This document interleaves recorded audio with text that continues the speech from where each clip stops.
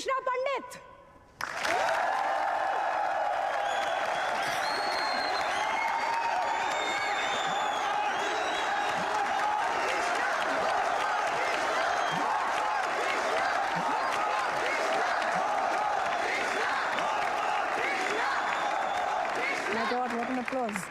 कृष्णा, अब पूरी दुनिया को इंतजार है कि क्या है कश्मीर का सच। And now the stage is all yours. बताओ हमें कि तुमने कश्मीर में क्या देखा। आजादी, आजादी।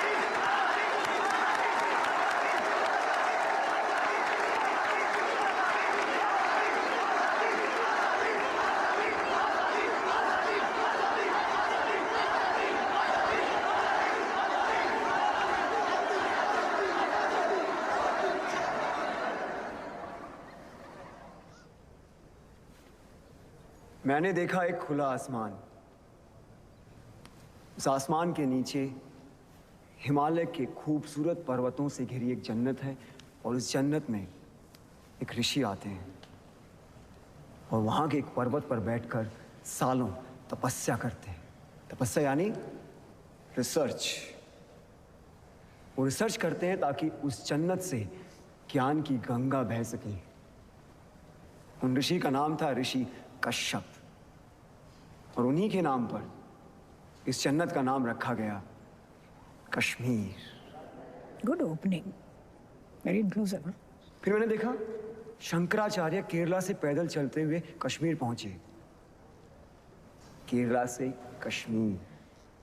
जी, उनके पास कोई पुष्पक विमान नहीं था, सो ही लिटरली वॉक्ड। और उन्होंने हिमालय की गोद में बैठकर सालों रिसर्च किया, क्योंकि फिलॉसफी पे वो जो रिसर्च कर रहे थे वो सिर्फ जन्नत में संभव थे, यानी कश्मीर में। जैसे हमारे यहां से best researchers, scientist, students higher education के लिए फॉरेन जाते हैं, उसी तरीके से भारत के कोने कोने से best of the minds Kashmir पहुंचे और अपने अपने स्पेशलाइजेशंस के पंडित बन गए। पंडित लाइक का पीएचडी। मैंने देखा अभिनव गुप्त और उत्पल देव फिलॉसफी पर रिसर्च कर रहे हैं, लोगाक्षी एस्ट्रोनॉमी पर। He was the first astronomer in the world.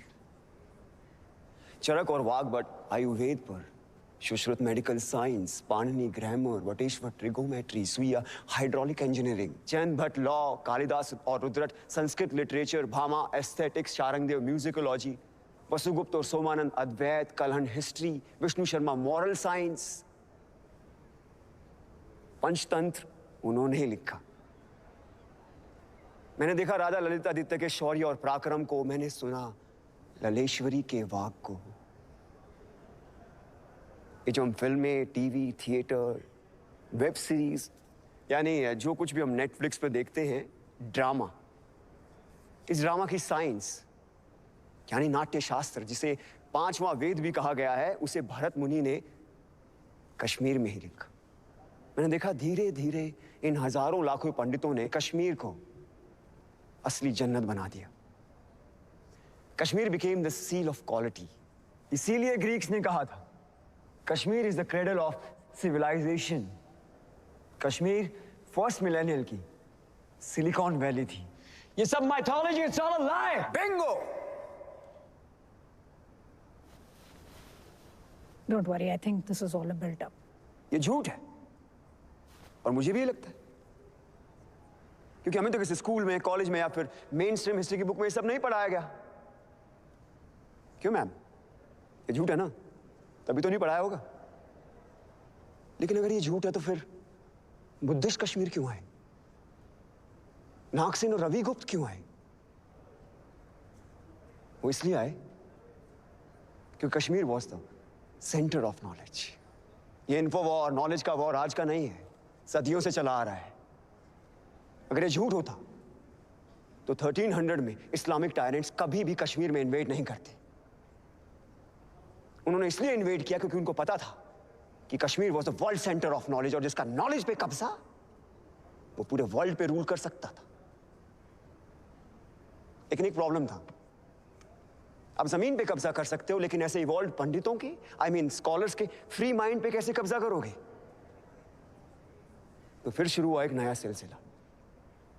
तलवारों और बंदूकों के जोर पर इन पंडितों को कन्वर्ट करने के लिए भेजे गए इंटायरेंस के सोल्जर्स, जो उन्हें जबरदस्ती कन्वर्ट करने लगे, और जो नहीं मानता था उन्हें पैर के तले रौंद दिया जाता था। और ये लोग वो थे जो खुद परसिक्यूट होकर कश्मीर आए थे और कश्मीरियों ने इन्हें पनाह दी थी। What kind of rubbish is this? ये रबिश नहीं, बल्कि एग्जैक्ट डिस्क्रिप्शन है शमसुद्दीन मोहम्मद इराकी की बायोग्राफी तोहफतुल अहबाब में। जानते हो इराकी कौन था? हाँ? नहीं? इंडिया की टॉप मोस्ट यूनिवर्सिटी में पढ़ रहे हो, लेकिन इराकी के बारे में नहीं पता। कैसे पता होगा? किसी ने पढ़ाया ही नहीं। हम सब हिटलर के बारे में जरूर जानते हैं कि इराकी हिटलर से कई हजार गुना कूकार एक इस्लामिक टायरेंट था, जिसका मकसद था सिर्फ और सिर्फ काफिरों के मंदिरों और बुतों को नष्ट करना, उनके ट्रेडिशन रिचुअल्स को नस्ते नाबूद कर देना, पंडितों की इनोवेशंस को खत्म कर देना। मुझे अभी भी किसी ने बोला, कम ऑन डूड, नाजीज हर रोज 1000 जूस को मारते, तो मैंने तो नहीं सुना कभी कश्मीर में ऐसा कुछ हुआ हो। तो अब सुनो, इराकी और उसके पीएम मूसा रैना के कहने पर हर रोज 1500 से लेकर 2000 काफिरों को पकड़ कर लाया जाता, उनके जनेऊ काटे जाते, उनसे कलमा पढ़वाया जाता, उनका खतना यानी सर्कमसिशन कराया जाता, और उनके मुंह में जबरदस्ती बीफ डाला जाता। और ये काम करते थे उनके सैनिक, जिन्हें हम सूफी और दरवेश के नाम से जानते हैं। हिटलर ने कॉन्सेंट्रेशन कैंप्स का इस्तेमाल किया और इराकी ने कहरान और जबरान का, यानी फोर्स एंड कंपल्शन। इसका डिस्क्रिप्शन किसने किया है? खुद इराकी के बेटे ने। And if you want the original manuscript, it is available in Research and Publication Department of Jammu and Kashmir State under extraction number 551. Must read.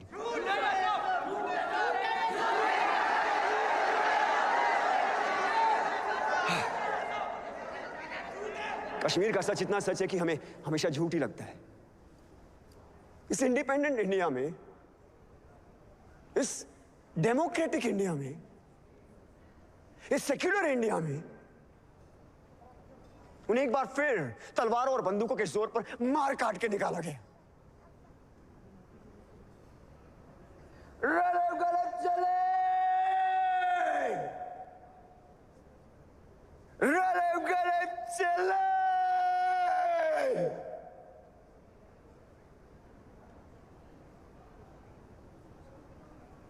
इसका मतलब जानते हो क्या होता है?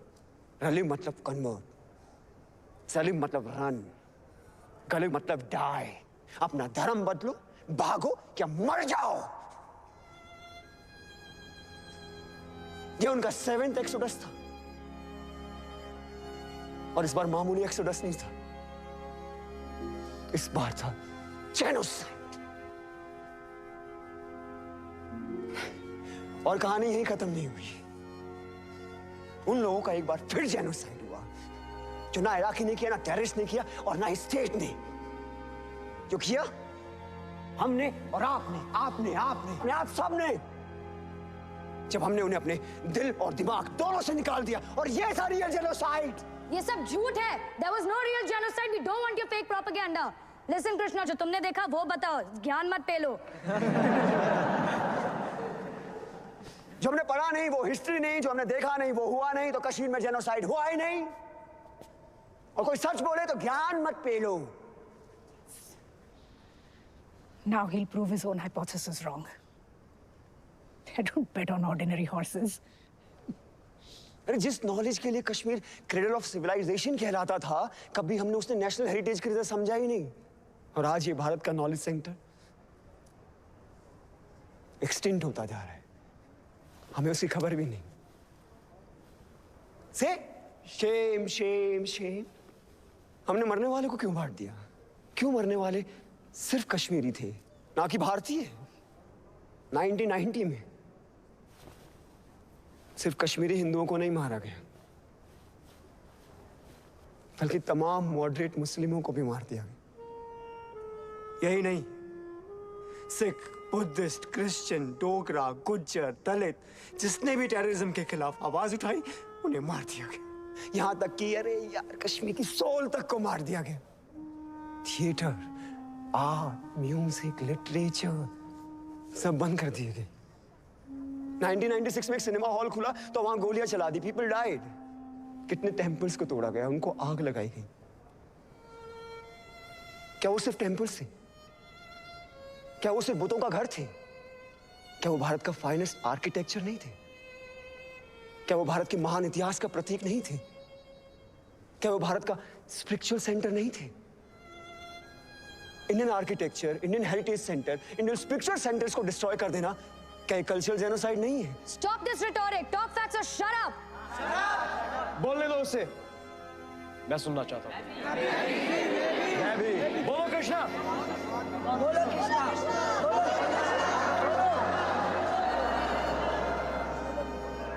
बिट्टा ने ओपनली टीवी इंटरव्यू में एक्सेप्ट किया कि उसने 20 मासूम लोगों को मार डाला। अरे जिसने दिन दहाड़े एयरफोर्स ऑफिसर्स को मार डाला उसे इंडिया के टॉप मोस्ट ऑफिस में इनवाइट किया जाता है। क्या ये एडमिनिस्ट्रेटिव जेनोसाइड नहीं है? हाँ, जब ये फंक्शन खत्म होगा तो आप लोग कहां जाएंगे? आपके घर। और हमें हमारे घर जाने से किसका बाप नहीं रोक सकता। लेकिन क्या कश्मीरी पंडितों को वापस अपने घर कश्मीर जाने का मौका मिलेगा? Is this justice?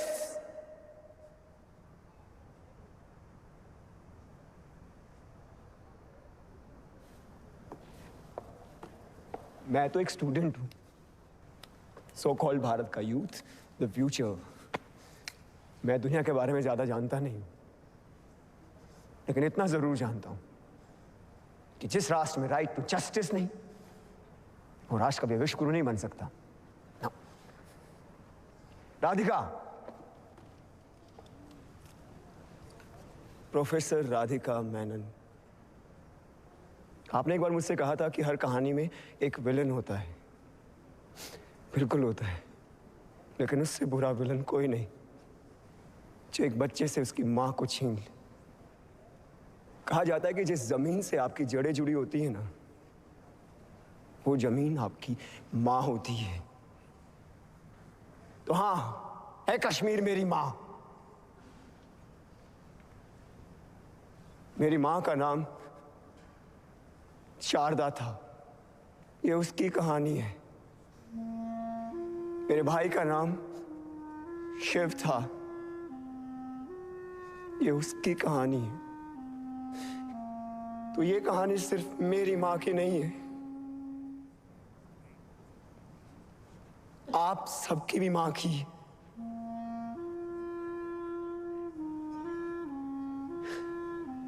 तो आइए अब हम वो देखते हैं जो मैंने आज से पहले कभी नहीं देखा।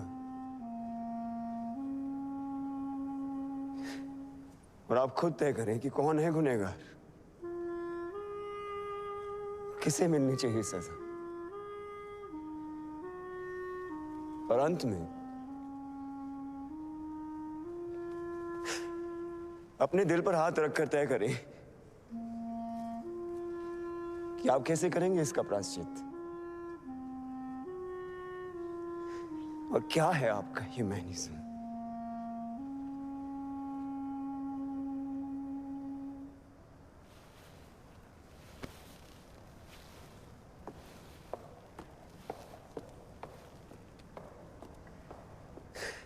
क्या है वो अनल हक? क्या है वो लोहे अजल?